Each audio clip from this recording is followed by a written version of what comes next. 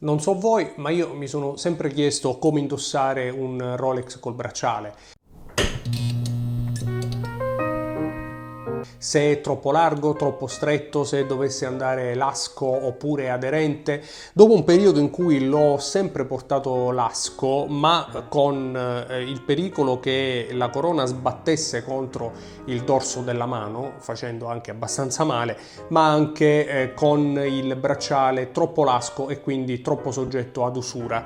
Ho iniziato a portarlo quindi più aderente tanto che non passa l'indice sotto la chiusura. Questo è il mio concetto di aderente, su un polso da 16,5-17 cm, quindi un polso esile, che però mi fa stare l'orologio molto comodo, anche perché ha un suo peso e quindi tenerlo aderente sul polso contribuisce a sentirlo meno.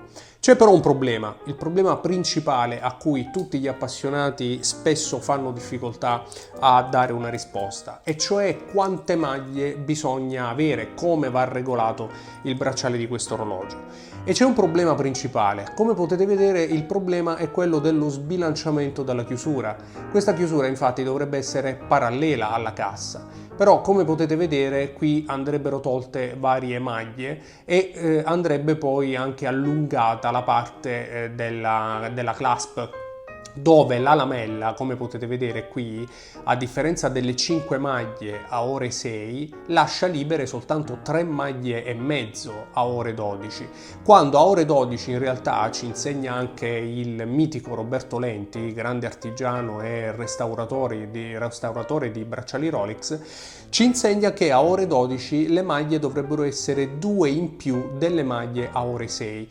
Questo perché dovrebbero andare a compensare la lunghezza della lamella. Infatti adesso voi vedete questa clasp lunga quasi quanto la lamella. In realtà le clasp normalmente sono corte la metà, anche se la lamella all'interno è lunga sempre allo stesso modo. Quindi più maglie hanno lo scopo di andare a compensare la maggior lunghezza della lamella. In questo caso invece la clasp è così lunga perché è la clasp di un sub che ha lo scopo di alloggiare l'estensione della muta, questa estensione qui. Ma questo è un altro discorso. In ogni caso la regola principale è che appunto a ore 12 ci siano 2 maglie in più che a ore 6. Potete però vedere che il bracciale è molto sbilanciato, dovrebbe essere così come abbiamo detto e invece è messo in queste condizioni, quindi l'orologio mi va aderente il giusto, ma non è invece comodissimo, perché da questa parte potete vedere la clasp è sbilanciata verso l'esterno del polso, rendendolo un po' scomodo, ma anche tendendo a tirare l'orologio verso l'esterno. E purtroppo non c'è soluzione, perché nei Rolex più moderni è possibile tenere fino a 3 maglie soltanto a ore 6, mentre nei Rolex fino al 2000 era possibile avere un minimo di 5 maglie, come in questo caso, che su polsi dai 18 cm in su va benissimo. Anzi, ci sono polsi da 20 cm dove per esempio sono necessarie 6 maglie a ore 6. Nel mio caso però normalmente qui sarebbero necessarie 4 maglie e mezzo, non 5, e infatti il risultato purtroppo è questo sbilanciamento abbastanza fastidioso. Rolex è corsa abbastanza velocemente ai ripari nel 2000 introducendo una chiusura che avesse attaccata una mezza maglia anziché una maglia intera. Questo consentiva di avere un minimo di 4 maglie e mezzo a ore 6 e quindi con la possibilità, accorciando questa parte, di allungare quest'altra e quindi andare a compensare lo sbilanciamento, fino appunto ai Rolex moderni in ceramica, dove invece è possibile tenere anche soltanto 3 maglie per i polsi più piccoli o comunque per i polsi femminili. Dato che c'è questa possibilità, cioè quella di avere una chiusura con la mezza maglia e quindi andare a compensare, io naturalmente non ho perso tempo e questa chiusura qui l'ho acquistata. Vi spiego qual è la differenza. Ecco qui la mezza maglia. La differenza è che questa è una chiusura per bracciale referenza 93-250 SEL, quindi con i finali pieni, solid end links, tipici degli orologi di Rolex professionali successivi al 2001, mentre questo qui è un bracciale coevo con il 1992, referenza 93-150, non 250, che appunto aveva ancora la maglia completa. Naturalmente questa chiusura qui, che è in particolare questa è del 2001, non è coeva con l'orologio, ma a me poco importa, l'importante è che sia comodo e in ogni caso la chiusura originale la tengo e può sempre essere rimontata. Rimanete però fino alla fine, perché oltre a farvi vedere come va messa e anche quanto è utile avere questa chiusura, vi faccio vedere anche un bonus, anzi 2 bonus che sono sicuro non vi dispiaceranno. Allora, quello che dobbiamo fare è smontare la chiusura 93-150 con un cacciavite idoneo. Le viti Rolex sono delle viti da 1.7 mm, purtroppo non esistono cacciaviti da 1.7, io utilizzo un cacciavite da 1.6, ci sono poi i cacciaviti da 1.8, l'unica che fa cacciaviti da 1.7 mm è Rolex ed è nel kit del CD Weller, quindi se lo volete dovete comprare proprio quel kit. Ad ogni modo, va benissimo così. Togliamo la prima maglia, sganciamo anche la prolunga sub, in questo caso potete vedere io ce l'ho al terzo foro a partire da quello più esterno, e adesso proveremo ad ottenere la stessa cosa, quindi la stessa comodità con la nuova chiusura. Naturalmente la prolunga andrà allargata perché compensiamo spazio da questa parte e qui andiamo ad allargare il bracciale. Questa è la nostra chiusura 93-150 che mettiamo da parte qui e montiamo invece la 93-250. Qui potete vedere la differenza di lunghezza della maglia. Per il resto la chiusura è praticamente uguale, se non per un piccolo particolare che adesso vi faccio vedere. I buchi di regolazione della chiusura più recente sono più in alto, vedete? Sono più in alto rispetto invece a questi buchi che sono più centrali, e questo purtroppo crea un problema pratico che adesso vi mostro e che ho risolto con un altro piccolo accorgimento.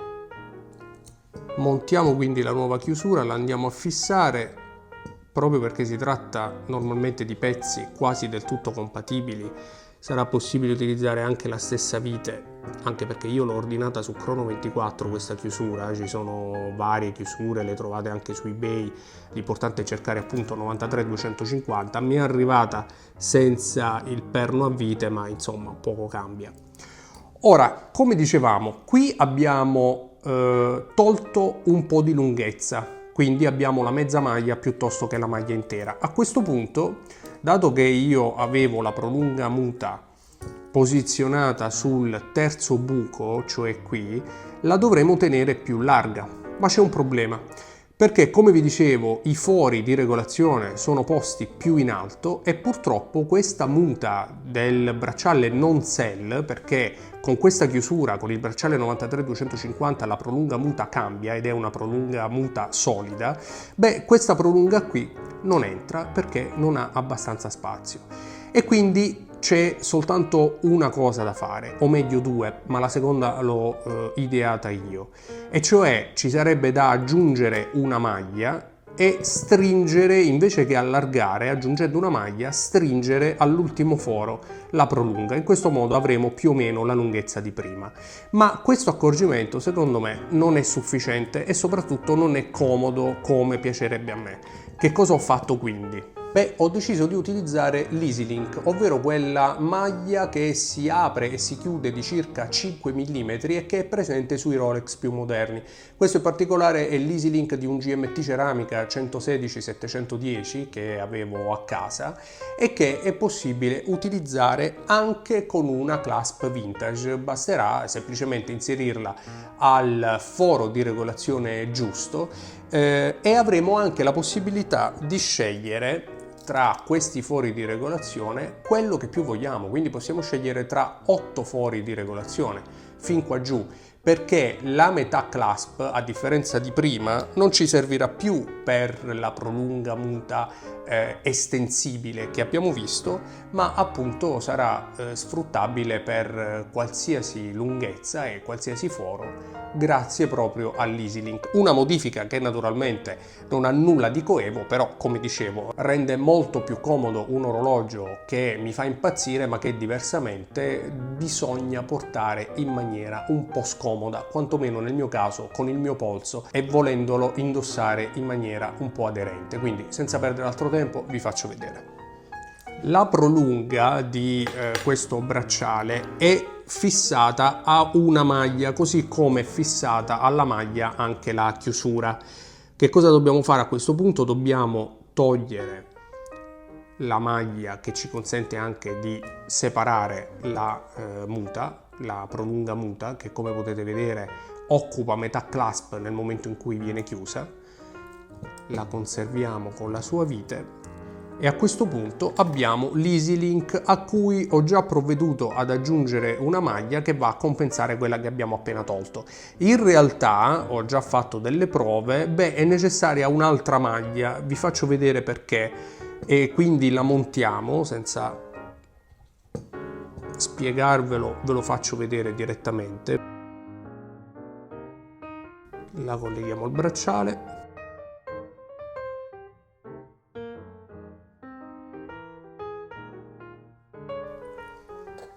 Bene, a questo punto, come vi dicevo, possiamo sfruttare tutti gli 8 fori di regolazione di questa chiusura, quindi non soltanto i primi 4, ma possiamo spingerci dove vogliamo.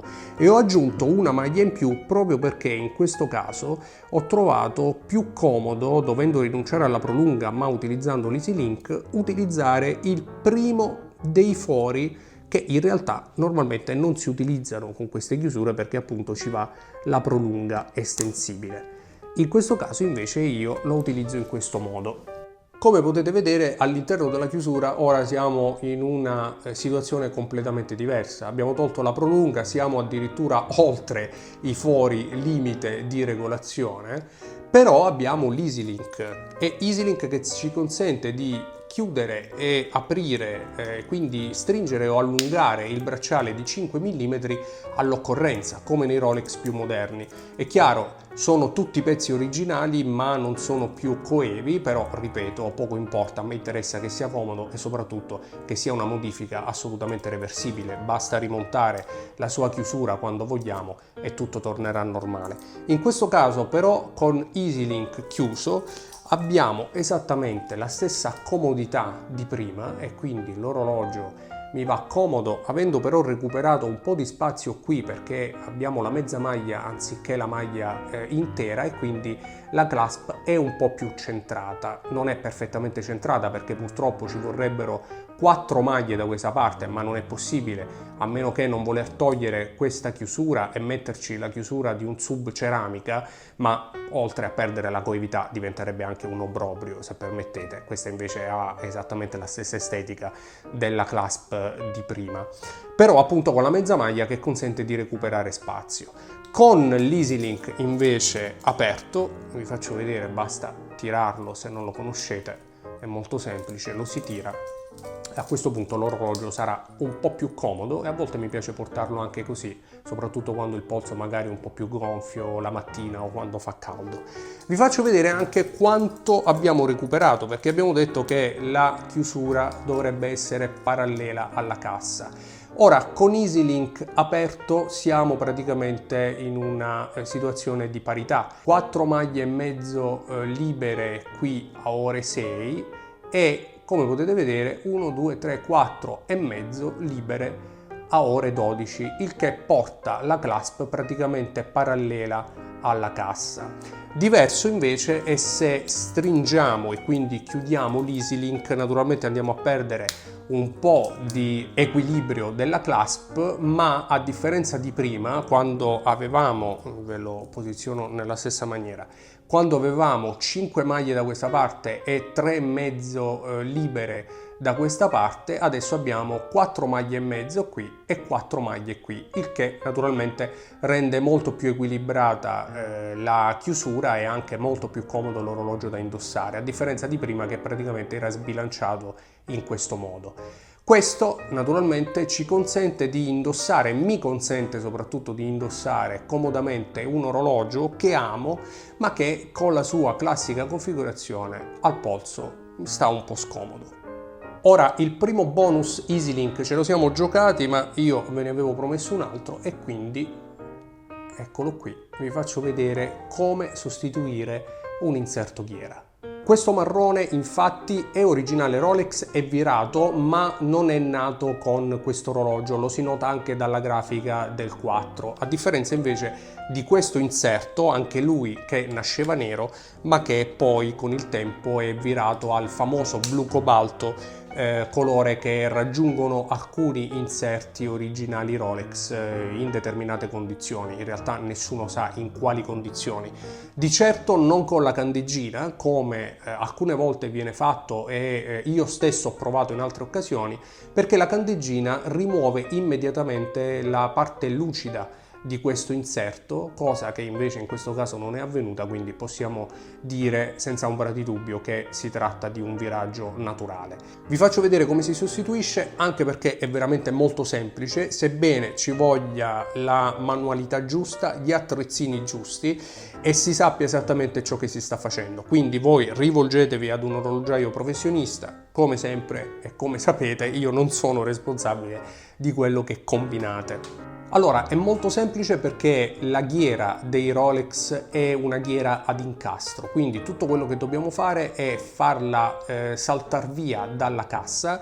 Ci sono degli attrezzi fatti appositamente, ce l'ho anche, è una specie di arpione con degli uncini che stringono la cassa a cuneo e quindi la sollevano e sollevano la lunetta dalla cassa, ma in questo caso, trattandosi di un vintage, non c'è bisogno, l'importante è fare un po' di spessore con un cuneo, che adesso vi faccio vedere in che modo utilizzo, e in maniera tale che la ghiera salti abbastanza facilmente. Io in particolare utilizzo un semplice apricasse cinesi che è lucido, quindi difficilmente fa danni o graffia, ed è anche un cuneo. Inoltre però lo avvolgo in una pezzolina per gli occhiali in maniera tale da non graffiare e anche da avere uno spessore maggiore. Tutto quello che dobbiamo fare a questo punto è inserire il nostro cuneo, come potete vedere, tra cassa e inserto, anzi tra cassa e ghiera, perché questa è la ghiera, l'inserto è quello in alluminio, e poi con un po' di manualità, un po' di accorgimento, come potete vedere, lo facciamo entrare e poi facciamo leva per sollevarlo. Molto molto semplice. Al di sotto della nostra ghiera abbiamo il cricchetto a uncino che, andando a incastrarsi nei denti della ghiera, le consente questo movimento, però come potete vedere, proprio perché è una specie di uncino, non le consentirà di tornare indietro. E questo è tutto il segreto dietro le ghiere unidirezionali.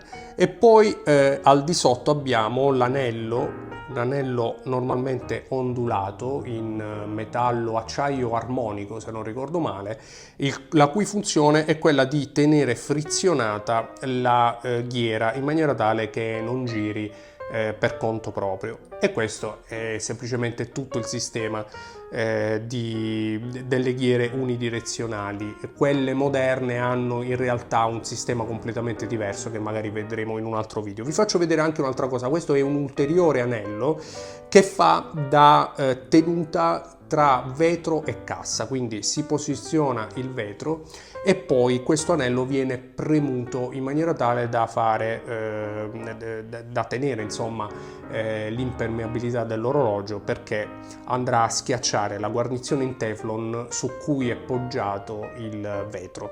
Ma insomma, tecnicismi a parte, a noi poco interessa, questo è quello che c'è sotto la ghiera di un sub, e vi faccio vedere anche quanto è semplice rimuovere un inserto. Anche in questo caso è semplicemente ad incastro, quindi tutto quello che dobbiamo fare è premere dal sotto